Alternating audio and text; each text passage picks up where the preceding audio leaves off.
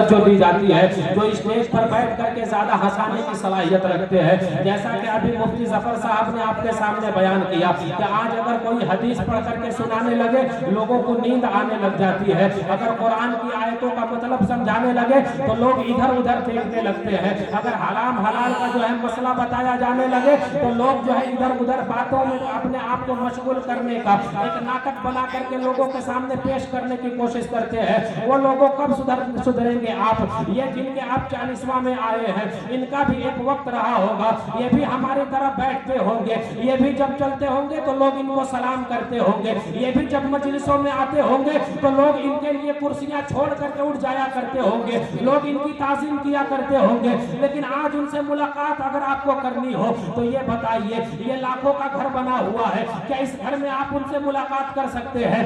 آپ انہوں نے جو ہے اپنے پیچھے زمین جائیداد چھوڑے ہیں، کیا ان زمینوں کے اندر آپ جا کر کے ان کو تلاش کر کے لا سکتے ہیں؟ تو آپ کہیں گے نہیں، ان سے ملاقات کرنی ہو تو ان کے مکان میں ملاقات نہیں ہو سکتی ہے، ان زمینوں میں ملاقات نہیں ہو سکتی ہے. تو پھر میں پوچھوں گا کہ یہ بتائیے ان سے ملاقات کہاں ہوگی؟ تو آپ یہ کہیں گے کہ اگر ان سے ملاقات کرنی ہے تو قبرستان جانا پڑے گا جس کے اندر ان کو دفن کیا گیا ہے. تو میں آپ سے کہتا ہوں اگر تھوڑی سی دولت مل جائے تو دولت کے چکر میں آ کر کے اللہ اور اس کے رسول کو بھولنے کی ضرورت نہیں ہے. اگر طاقت مل جاتی ہے تو طاقت کے گھمنڈ میں آ کر کے کمزوروں کو دبانے کی ضرورت نہیں ہے. اگر اللہ نے طاقت دیا ہے تو اس طاقت کا صحیح سے استعمال کرنا سیکھیے.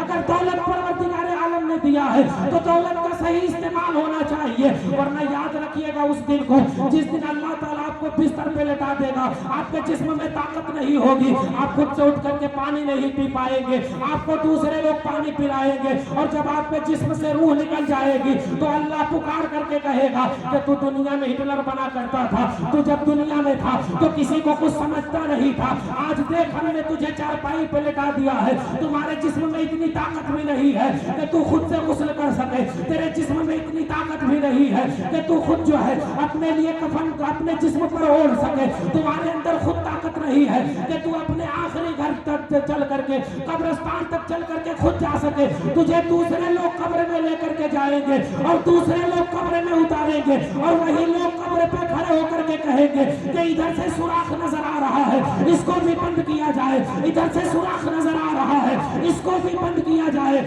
خدا کی قسم کھا کے کہتا ہوں پوری قبر میں تاریکی ہی تاریکی ہو جائے گی، کہیں روشنی کا کوئی نام و نشان نہیں ہوگا. تو قبر کو روشن کرنے کے لیے آپ کے خاندان کے لوگ نہیں آئیں گے، آپ کا چچا نہیں آئے گا، آپ کا بیٹا نہیں آئے گا، آپ کا پوتا نہیں آئے گا، بلکہ قبر کو روشن کرنے کے لیے اگر کوئی ذات آنے والی ہے تو اس ذات کو امام حسین کا نانا کہا جاتا ہے، اس ذات کو حضرت فاطمہ الزہرا کا بابا کہا جاتا ہے، جناب محمد رسول اللہ صلی اللہ علیہ وسلم کہا جاتا ہے. اور اس وقت قبر آپ سے پکار کر کے کہے گی کہ آج لے ان کی پناہ، آج مدد مانگ ان سے، ارے پھر نہ مانیں گے قیامت میں اگر مان گیا. عزیزان ملت اسلامیہ، لیکن ہم پہچانتے نہیں. یہ مائک والے بھائی صاحب سو گئے کہ آواز کو تھوڑا سا بڑھائیے ورنہ قیامت کے دن آپ کا بھی حساب ہو جائے گا. پیسہ لیتے ہیں پورا آواز کھولیے. میں بول رہا ہوں مجھ کو سمجھ میں آ رہا ہے، یہ بھی حرام کی کمائی میں شامل ہو جائے گا. آپ کو بتا دیں جو بھی کام کیجیے انصاف کے ساتھ ہونا چاہیے. سبحان اللہ سبحان اللہ. ایک چیز آپ نے یاد رکھیے کہ اپنے ارد گرد کے جو علماء کرام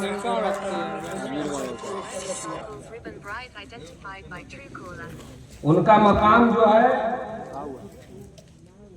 ان کا مقام گھٹنا نہیں چاہیے، احساس کمتری کا شکار کسی بھی جگہ پہ نہیں ہونا چاہیے. اور ایک چیز، عظمت والدین کانفرنس، یہ جانے والے مرحوم اللہ رب العزت ان کی مغفرت فرمائے، لیکن یہاں پہ بہت سارے ایسے لوگ بھی بیٹھے ہوئے جن کی داڑھیاں سفید ہو گئی.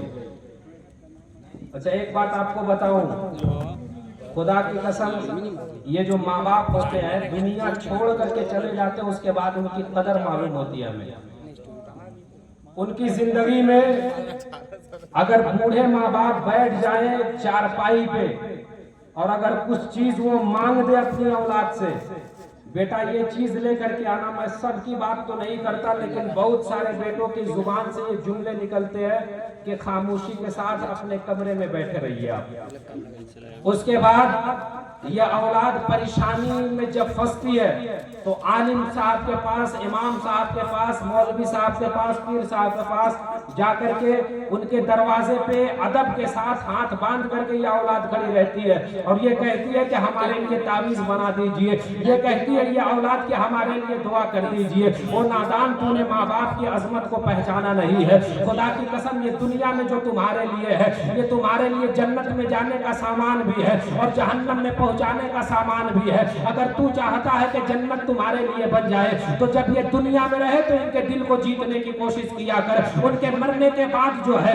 उनके पीछे बैठ करके आंसू बहाने से नहीं होगा, बल्कि उनकी जिंदगी में उनके दिल को जीतने की जरूरत है। वो नौजवानों, एक बात मैं आपसे करना चाहता हूँ, खुदा की कसम, अगर घर के अंदर बूढ़ी माँ मौजूद है, जब कहीं से भी आया करो तो सबसे पहले अपनी माँ के पास जाकर के बैठा कीजिए और माँ से बैठ करके मोहब्बत की दो बातें जुबान से कर लिया कीजिए। अगर मोहब्बत की बातें आप अपनी माँ से करेंगे, इधर माँ का दिल ठंडा होगा, उधर परवरदिगार आलम की रहमतें आप पे बरसती हुई नजर आएगी। अगर आप बाहर से आते हैं कहीं से भी तो अपने बूढ़े बाप के पास बैठ जाया कीजिए और अपने बूढ़े बाप की लकीरों को देखा कीजिए, उन लकीरों को झांकने की कोशिश कीजिए जो आपकी जवानी को लाने के लिए, आपको कामयाब बनाने के लिए उस बूढ़े बाप ने अपनी जवानी को लुटा दिया। नारे तकबीर, नारे रिसालत, उलमाए अहले सुन्नत, मसलके आला हजरत, नारे तकबीर, नारे रिसालत। अब आप सुनिए मेरी बात को थोड़ी देर देखे।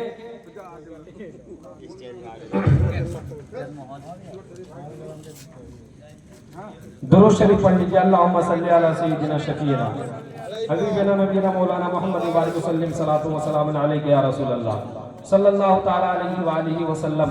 बूढ़े माँ बाप की कदर कीजिए। खुदा की कसम, हमने देखा है बूढ़े माँ बाप सिग्नल पे बैठ करके भीख मांगते हैं। उसके बाद ये औलाद जाकर के मौलवी साहब को कहती है कि हमारे लिए तावीज कर दीजिए। हमने दुकान खोल करके रखा है, उसमें बरकत नहीं हो रही है। हमने बिजनेस संभाला है लेकिन बिजनेस में कुछ समझ में नहीं आ रहा है। इधर उसके घर के हालात को पता किया जाता है तो मालूम चलता है कि बूढ़ी माँ घर के अंदर बैठी हुई है। अगर उसने दवा के लिए पैसे मांगे तो इस नादान ने अपनी माँ को दवा के लिए पैसे तक ना दिए। अगर बूढ़ा बाप घर के अंदर बैठा हुआ है, अगर उसने किसी चीज का मुतालबा किया तो इसने अपने बाप के लिए कोई चीज लाने के लिए पूरी कोई तैयारी ना की। ये बूढ़े माँ बाप को घर के अंदर बैठा करके रखा हुआ है, घर के अंदर रुला करके रखा हुआ है। तो नौजवानों, आप ये मुझसे पूछेंगे अगर कि बताइए हमें क्या करना चाहिए, तो एक बात मैं आपको बता करके जाना चाहता हूँ। अगर माँ बाप घर के अंदर बैठे हुए हैं, बेशक आप आलिम साहब के पास जाइए, बेशक आप पीर साहब के पास जाइए, बेशक आप दुनियादार के पास जाइए, लेकिन जाने से पहले अपने माँ के पास जाइए और बूढ़ी माँ के कदमों में बैठ करके इतना जरूर कहिएगा, ओ माँ, मैं काम के लिए जा रहा हूँ, मैं दुनिया के इम्तिहान के लिए जा रहा हूँ, बता तू मुझसे राजी है कि नहीं राजी है। अगर बूढ़ी माँ ने कह दिया बेटे मैं तुझसे राजी हूँ, इत्मीनान से तू निकल, इधर आपके कदम बाहर निकलेंगे। अगर बूढ़ी माँ के दिल में आपके लिए मोहब्बत होगी, अगर उसके दिल को आपने जीत करके रखा होगा, इधर कदम आप पे निकलेंगे। इधर बूढ़ी माँ अपने आंचल को खुदा की बारगाह में उठा करके आपके लिए बरकत की दुआ कर देगी। खुदा की कसम खा के कहता हूँ, अगर बूढ़ी माँ ने इतना कह दिया मेरी औलाद को कामयाबी अता फरमाना, तो उसकी दुआ में अल्लाह ने इतनी तासीर रखे है कि उसकी दुआ के सदके में अल्लाह दुनिया में भी कामयाब कर देगा, आखिरत में भी कामयाब फरमा देगा। अज़ीज़ाने मिल्लत इस्लामिया, एक बात मुझे याद आ गई, मैंने आका की हदीस पढ़ी है, मेरे नबी ने फरमाया अल जन्नतु तहता अक़दामे उम्महातिकुम, जन्नत तुम्हारी माँ के कदमों के नीचे है। जरा इस बात को आप सुनिए, ये मैं कोई किस्सा कहानी बयान नहीं कर रहा, मोतबर उलमा ने मोतबर किताबों में भी इसको लिखा है। एक बूढ़ी माँ जिसकी जिंदगी का सहारा शौहर का इंतकाल हो गया है, जिंदगी का सहारा सिर्फ उसका एक ही بیٹا ہے, بیٹے کی طبیعت خراب ہوئی ہے. جب بیٹے کی طبیعت خراب ہوئی, بیٹا قریب سے اسپتال میں گیا ہے, اس نے مشینیں لگوائی, چیک اپ کروایا ہے, ڈاکٹروں نے فائنل رپورٹ بنا کر کے دیا ہے, نوجوان تمہارا بچنا ناممکن ہے. کسی نے جا کر کے ماں کو بتا دیا, اور ماں تو گھر کے اندر بیٹھی ہوئی ہے, تیری جو اکلوتی اولاد ہے وہ اسپتال میں موت اور زندگی کی جنگ لڑ رہی ہے. تو ماں ہوا کرتی ہے. اگر ماں کو کوئی یہ جا کر کے کہہ دے کہ تیرا بیٹا راستے پہ گر گیا ہے, جس حالت میں ہوتی ہے دوڑ پڑتی ہے, جس حالت میں ہوتی ہے دوڑ پڑتی ہے. جب ماں کو بتایا گیا ہے, ماں کے پیر میں وہی ٹوٹی ہوئی جوتی ہے, ماں کے جسم پر وہی پرانا کپڑا ہے, اسی حالت میں ماں دوڑ کر کے اسپتال کے گیٹ پہ پہنچتی ہے. سامنے بیٹے کا چہرہ نظر آیا ہے, ماں نے بیٹے کو دیکھا ہے, اپنے سینے سے لگایا ہے. اس کے بعد ماں نے کہا تھا, وہ میرے لختے جگر, میں نے کیا سنا ہے, ڈاکٹروں نے تجھے جواب دے دیا ہے. نوجوان نے کہا تھا, او ماں مجھے کچھ بھی نہیں ہوا ہے, دیکھ تیرا بیٹا تیرے سامنے صحیح سلامت کھڑا ہے. اتنے میں ماں کی نظر رپورٹ پہ پڑ جاتی ہے. ماں نے رپورٹ کو جب دیکھا ہے, آنکھیں اشکبار ہو جاتی ہے. بیٹے نے کہا تھا, او ماں, ادب سے ماں کو بیٹھایا ہے. اس کے بعد کہا, آپ کے پیر میں جو جوتی ہے وہ جوتی نکال کر کے دیا جائے. ماں نے جوتی نکال کر کے دیا ہے. اس کے بعد اس نوجوان نے کہا تھا, مجھے پیالے میں پانی لا کر کے دیا جائے. پیالے میں پانی لا کر کے دیا گیا ہے. اب ڈاکٹر حیران ہے کہ اب یہ کیا کرنے والا ہے. ڈاکٹر الگ پریشان ہو رہے ہیں کہ اب یہ کون سا کام کرے گا. اس نوجوان نے بڑی ادب سے ماں کی جوتی کو ڈبایا ہے پیالے کے اندر.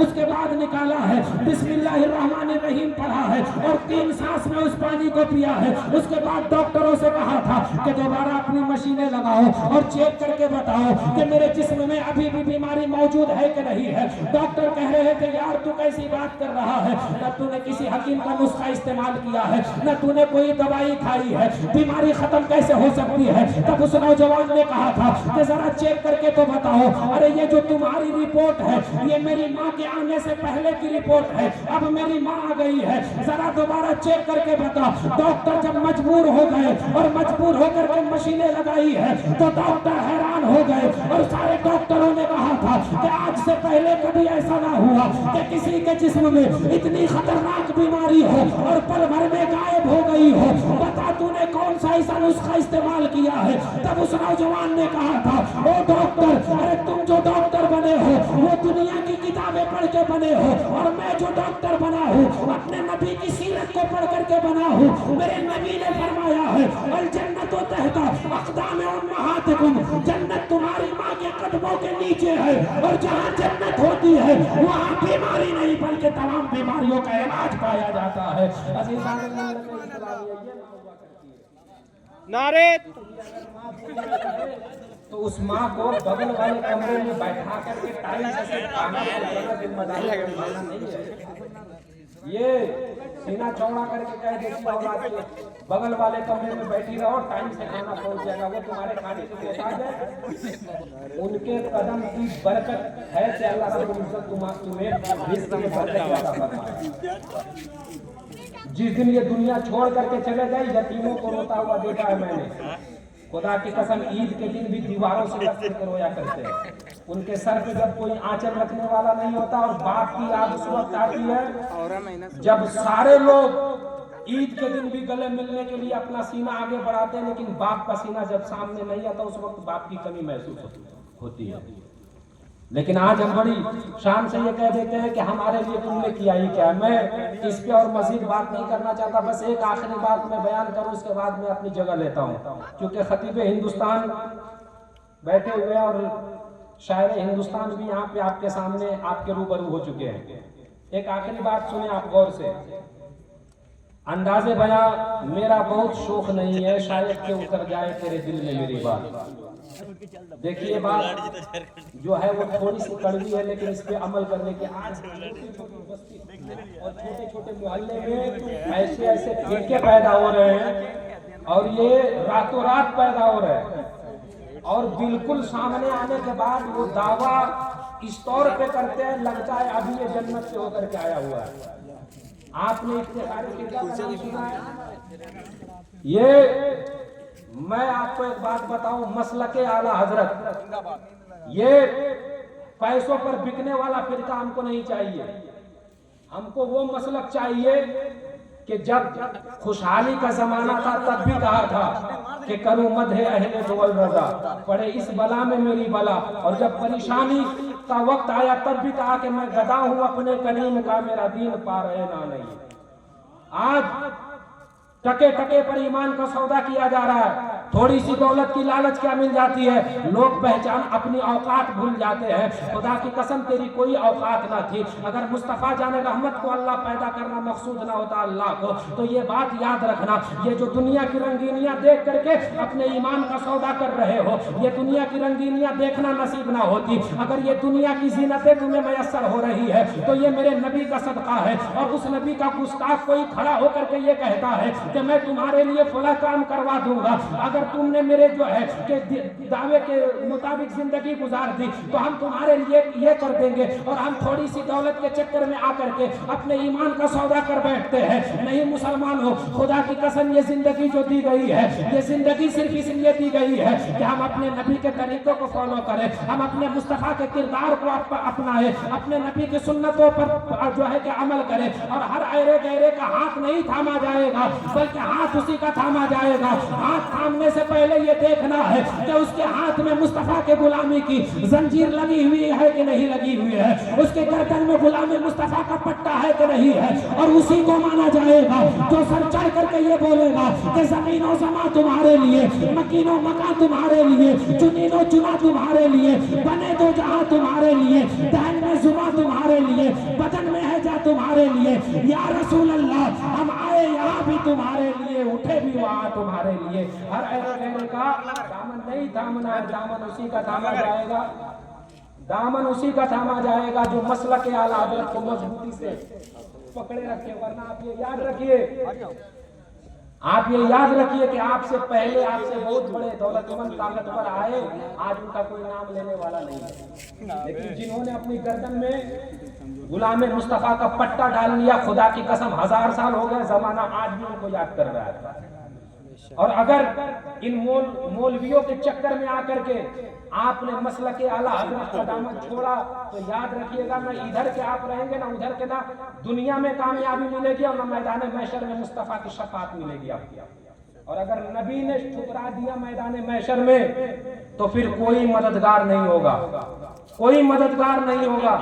خطیب ہندوستان نے ایک بات کہی ہے، اس پر بات 1 منٹ 2 منٹ آپ تھوڑا اس پر توجہ کے ساتھ سنیں، اور آخری بات میں بیان کر رہا ہوں۔ یہ جانتے ہیں خدا کی قسم آج افسوس ہوتا ہے کہ ایک نوجوان 20 سال تک مسلک اعلیٰ حضرت پہ مضبوطی کے ساتھ ڈٹا رہا، اور یہ چند دنوں کے لیے باہر کیا گیا، اس کے بعد پلٹ کر کے آیا تو الٹا وہ مولوی کو مسئلہ سمجھا رہا ہے کہ حق پہ یہ نہیں ہے، باہر نکلیے اس کے بعد پتہ چلے گا کہ دین کیا ہے۔ تو تمہارے باپ دادا جو پہلے سے کرتے آئے وہ سارے کے سارے غلط تھے، پھر یہ سمجھانے کی کوشش کی جاتی ہے۔ میدان محشر میں، کاش محشر میں جب ان کی آمد ہو اور بھیجے سب ان کی شوکت پہ لاکھوں سلام۔ میدان محشر کا جب دن ہوگا سورج سوا نیزے پہ ہوگا، زمین تانبے کی ہوگی۔ خدا کی قسم آج ہلکی سی گرمی لگتی ہے تو آپ اے سی اور کولر میں جا کر کے بیٹھ جاتے ہیں، وہاں پہ کسی چیز کا کوئی انتظام نہیں ہوگا۔ سونے سے پہلے ایک مرتبہ اس دن کو بھی یاد کر لیا کیجئے، وہاں پہ سبھی کو حاضر ہونا ہے اور اپنے اعمال کا جواب بھی دینا ہے، اپنے اعمال کا محاسبہ کیجئے۔ میرے مصطفیٰ نے فرمایا ہے ایک بندہ لایا جائے گا اور اس کے نامہ اعمال کو میزان پہ تولا جائے گا، اس کے نامہ اعمال میں گناہ زیادہ ہو جائیں گے، نیکیاں کم پڑ جائیں گی۔ پروردگار عالم فرمائے گا اس کے ہاتھ میں ہتھکڑی پہناؤ اور پیر میں بیڑی ڈالو اور اس کو گھسیٹ کر کے جہنم میں پھینک دو۔ فرشتے اسے لے کر کے جہنم کی طرف جا رہے ہوں گے، لیکن وہ بندہ پلٹ پلٹ کر کے پیچھے دیکھ رہا ہوگا۔ فرشتے اس سے پوچھیں گے کہ اب کس کو دیکھ رہے ہو، اب تو تمہارا فیصلہ ہو چکا ہے۔ وہ پیچھے پلٹ پلٹ کر کے دیکھتا ہوگا، جب جہنم کے دروازے پر لے کر کے فرشتے اس کو پہنچیں گے، آخری مرتبہ پیچھے مڑے گا اور مڑ کر کے کہے گا اغثنی یا رسول اللہ، یا رسول اللہ ہماری مدد کیجئے۔ جب اتنا وہ بندہ پکارے گا میرے نبی تشریف لائیں گے، میرے مصطفیٰ کہیں گے اسے ادھر لایا جائے، اس بندے کو لایا جائے گا۔ اس کے بعد میرے نبی کہیں گے کہ اس کے ہاتھ کی ہتھکڑیاں کھولی جائیں، ہاتھ کی ہتھکڑیاں کھولی جائیں گی، اس کے بعد پیروں کی بیڑیاں بھی کھولی جائیں گی، اور میزان پہ میرے نبی کھڑے ہوں گے، اور کھڑے ہونے کے بعد میرے مصطفیٰ کہیں گے کہ اس کے نام اعمال अमाल को दोबारा तौलाया जाए, जब उसके नामे अमाल को दोबारा तौला जाएगा तो क्या देखा जाएगा? तो पहले गुनाह ज्यादा थे और नेकियां कम थी, लेकिन अब नेकियां बढ़ गई है और गुनाह कम हो गए हैं। तो फरिश्ते खुदा की बारगाह में पुकार करके कहेंगे, या रब्बल आलमीन, ये दुनिया का तराजू नहीं है, ये आखिरत का मीज़ान है। एक मर्तबा तौल दिया जाता है तो वो मुस्तहकम होता है, लेकिन हम ये देख रहे हैं कि इसमें भी कमी पेशी हो रही है। पहले गुनाह ज्यादा थे, नेकियां कम थी, लेकिन अब मामला उलट गया है, अब नेकियां बढ़ गई है और गुनाह कम हो गए हैं। तो अल्लाह रब्बुल इज्जत फरमाएगा, फरिश्तों देखते नहीं हो, अरे मीज़ान के पास मेरा महबूब खड़ा हो गया है, और अगर मीज़ान के पास मेरा महबूब खड़ा हो जाए और उसके उम्मत के नाम अमाल को तौला जा रहा हो और गुनाह ज्यादा हो जाए, नेकियां कम पड़ जाए, ये मेरी गैरत को गवारा हो ही नहीं सकता है। इसीलिए तो आला हजरत फरमाते हैं कि उसाते दी है खुदा ने दामने महबूब को, अरे जुर्म खुलते जाएंगे और वो छुपाते जाएंगे।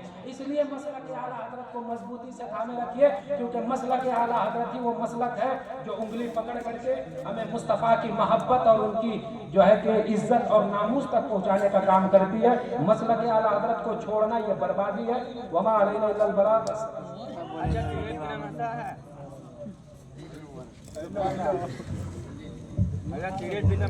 सुभान अल्लाह, माशाअल्लाह। जिंदगी ये नहीं है किसी के लिए, जिंदगी है नबी की, नबी के लिए, और मसलके आला हजरत पे कायम रहो, जिंदगी दी गई है इसी के लिए। अब आइए, पूरे हिंदुस्तान का महबूब मोहतरम शायर, शायर खुशगुलू, बुलबुल बाक़ी मदीना, मद्दाह रसूल हजरत